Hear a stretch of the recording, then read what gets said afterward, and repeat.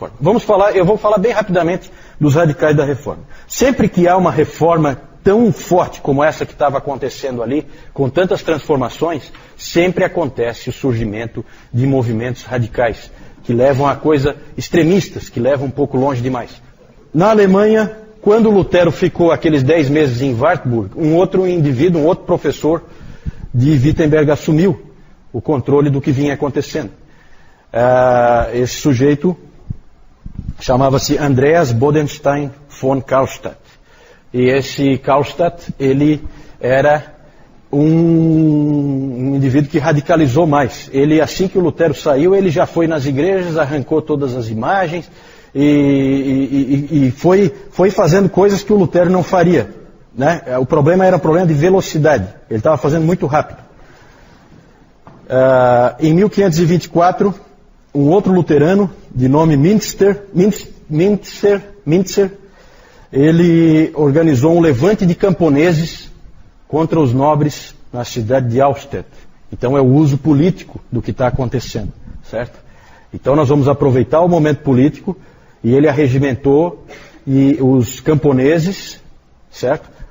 Para atacar os nobres. Porque eles eram realmente oprimidos e tal, só que o Lutero não concordava com esse tipo de atitude, certo? Porque não é assim que se ganha essa batalha, não é com armas humanas que você vence essa luta. Então o Lutero, numa pregação, chamou a esses indivíduos de espíritos arruaceiros e assassinos. Era assim que ele chamava eles. O Karlstadt se incomodou com essa referência não muito elogiosa do Lutero, e inclusive se incomodou pelo fato dele ter sido colocado junto com o Mintzer nesse comentário. Aí ele foi tomar satisfação com o Lutero. O Mintzer reagiu pregando aos camponeses contra o Lutero, chamando o Lutero de irmão porco gordo e irmão vida mansa. Certo? Então, eles usavam assim umas expressões carinhosas nesse tipo. Não era uma época assim de muito politicamente correto, né? Eu não vou com a tua cara, eu falo mal de ti mesmo. Era assim que funcionava. O Lutero disse sobre o ritmo da reforma em Wittenberg, que a causa é boa, mas houve pressa demais. Porque ainda há do outro lado irmãos e irmãs que pertencem a nós e que ainda precisam ser ganhos. Então ele achava que estava indo rápido demais. Os mais radicais começaram a dizer que sim, só a Escritura, tá bom. Mas não vamos ouvir só a Escritura, mas também o autor das Escrituras, o Espírito Santo. Então começou a aparecer esses pregadores visionários que começaram a levar o povo em direções perigosas, porque eles diziam que recebiam informações do que fazer diretamente do Espírito Santo, né? Então esse tipo de coisa, esse tipo de radicalismo acontece. Esses que diziam que o Espírito Santo falava com eles, o Lutero, naquele estilo dele também, disse a respeito deles: esses são os que engoliram o Espírito Santo, com penas e tudo. Não é muito, uma maneira muito respeitosa de falar, mas é claro que ele está pensando na figura do pombo descendo sobre Jesus Cristo, né? E ele estava irritado com esses sujeitos. Vamos ver em Zurique. Em Zurique, em 21 de janeiro de 1525, um sujeito chamado Konrad Grebel, ele batizou um outro homem, de nome George Blaurock. E esse George Blaurock depois batizou outras pessoas. Tudo bem, até aí tudo bem. O problema é que esses indivíduos já tinham sido batizados quando eram bebês na Igreja Católica. Certo? E isso gerou um problema do tamanho do mundo. Porque batismo só pode ter um. E esses indivíduos estavam batizando pela segunda vez. São os anabatistas. Ana pela segunda vez e batista de batismo, né? Então eram batizados pela segunda vez. E esses homens eram um problema para o Zwinglio, porque esses homens que eu citei eram irmãos, eram amigos de Zwinglio. E eles estavam fazendo aquilo por causa da pregação do Zwinglio. Que é as Escrituras, o que as Escrituras dizem e nada mais. Só que não era esse o entendimento da igreja de que você podia ser batizado novamente e que o batismo quando você era bebê não valia nada porque você não cria. E então surgiu esse movimento anabatista, contrariando séculos e séculos de um pensamento diferente. Eles foram sempre perseguidos eles foram perseguidos tanto pelos católicos como pelos protestantes. Esses indivíduos sofreram muito, esses anabatistas.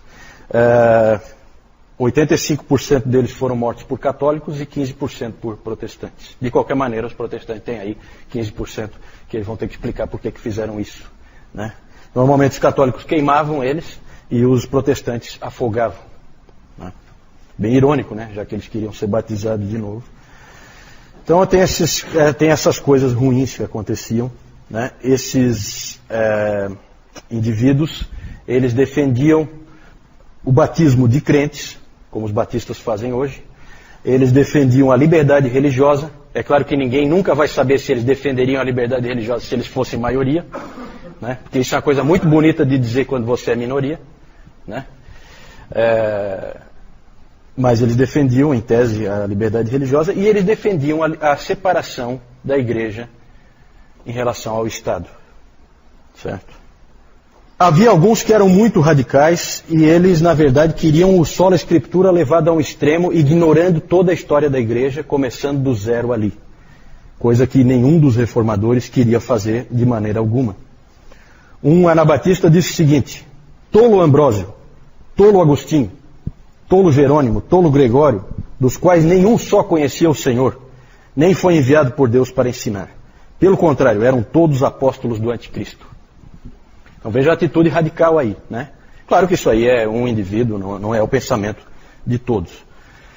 Então os anabatistas são conhecidos como anabatistas, na verdade eles se chamavam de irmãos suíços. Era o nome que eles usavam. Anabatista é o nome que os outros davam para eles, né? Vejam que o rebatismo não era só um pecado, gente. O rebatismo era um crime punido pelo poder público. Por isso que eles eram queimados, né? Porque se você não tem o apoio do poder público, você não consegue fazer, né? Era o poder público que executava. Então, mas é uma mancha realmente o que foi feito. O interessante é que quando eles tomam o poder, eles não são muito melhores. Não tem ser humano bom e ser humano ruim, todos são ruins.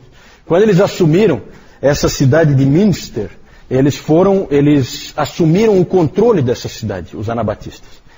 E aí eles implantaram ali uma teocracia no estilo do Velho Testamento, valiam as leis do Velho Testamento. Aí começou a ter todo tipo de barbaridade, as pessoas eram condenadas por qualquer coisa, eram mortas. Havia poligamia, havia uma série de coisas acontecendo. Aquilo era tão absurdo o que estava acontecendo nessa cidade que os católicos e os protestantes se uniram. Eles nunca se uniam para nada. Eles se uniram para atacar a cidade e retomá-la. Porque todos os católicos, todos os protestantes tinham sido expulsos pelos anabatistas dali, quando não perseguidos e mortos. Então vejam que quando você é maioria, as coisas mudam um pouquinho, até o discurso, né? Só que diante da ruína de Münster, depois que ela foi recuperada pelas tropas católicas e protestantes, surgiu das ruínas um grande líder para os anabatistas, chamado Menno Simons. Ele era um padre católico romano e ele via que os anabatistas eram um movimento de Deus e que na verdade eram como ovelhas que não têm pastor. Então ele foi lá e orientou eles numa direção boa, isso já na Holanda, certo? Dali nós temos algumas igrejas que existem até hoje, como por exemplo a igreja menonita, né? Menonita vem do próprio nome do Menno Simons, né? Os menonitas. O legado dos anabatistas. O que eles deixaram? Gente, algumas coisas que todas as igrejas vivem hoje, né? Então eles são realmente à frente do seu tempo em muitos aspectos. Separação igreja-estado, liberdade religiosa e, no caso dos batistas, o batismo depois da fé, certo? São legados deles. Aí vem a pergunta: os batistas são originários dos anabatistas? Algumas pessoas às vezes dizem que são, né? Dizem que, não, eles vêm dos anabatistas. Na verdade, se você for fazer uma análise histórica, você vai ver que não é verdade. Eles, com certeza, as ideias deles influenciaram os primeiros batistas, né? Por quê? Porque eles fizeram uma interpretação da palavra que pode estar certa. E nós vamos checar. E nessa checagem eles concordaram. Mas os batistas, com certeza, são originários dos puritanos ingleses, certo? Ok. Ali então o Karlstadt, e aqui o que ele estava fazendo, né? Então ele botava o pessoal para tirar ali imagens, ó. Tudo isso incomodou o Lutero porque estava indo rápido demais. Isso aí ia, na verdade, levar o povo a ficar meio sem chão. Tudo tem o seu tempo. Esse é o Mintzer, que chamou o Lutero de irmão porco gordo e irmão vida mansa. Aqui o Menno Simons e aqui os anabatistas, aqui os pés sendo amarrados, os pés e as mãos, e eles vão ser jogados no rio para se afogarem. Né? Nada bonita essa história. Aqui então o mapa em que eu quero mostrar algumas dessas cidades que nós já falamos aqui. Está dando para enxergar aí o mapa, mais ou menos? Então aqui um pedaço da Europa só, né? Aqui embaixo a Itália, né? A bota da Itália aqui, famosa, Mar Mediterrâneo, a França, a Suíça e a Alemanha. Então é bem claro aqui que do Renascimento a coisa migra para o norte, certo? Aqui é Florença. Aliás, desculpa, aqui é Florença. Aqui é Florença, onde estava o Savonarola, onde estava o Michelangelo, o Leonardo da Vinci é um florentino. Aqui é Milão, também é uma cidade importante no Renascimento, então aqui o norte da Itália. Aqui, lá em cima, no norte, é Wittenberg. Aqui, essa cidade, que número tem ali? Acho que é Worms ali, né? É, Worms. Worms. Então aqui que Lutero teve que se apresentar. Aqui, bem no meio da Alemanha, fica Wartburg, o castelo de Wartburg, onde ele ficou então, ele foi aqui capturado e foi levado para lá, ficou aqueles 10 meses. Certo? Aqui, essa estrelinha aqui, 4, é Marburg, onde houve o encontro entre Lutero e Zwinglio, e que eles não se entenderam. Certo? Que mais? Aqui Zurique. Zurique fica aqui próximo à fronteira com a Alemanha. Certo? E aqui embaixo Genebra, próximo à fronteira com a França. Tanto que Zurique é Suíça de fala alemã e Genebra é Suíça de fala francesa. Aqui é Paris, só para vocês terem uma ideia, para ter uma localização de onde fica Paris. Aqui essa cidade é Estrasburgo, na fronteira com a Alemanha. Já vamos falar dela daqui a pouco, então já estou mostrando antes. Aqui é Roterdã, onde estava o Erasmo. E aqui é Münster, onde os anabatistas tomaram o controle da cidade. E o Menno Simons depois levou então os anabatistas para a Holanda, porque realmente é muito próximo. Certo?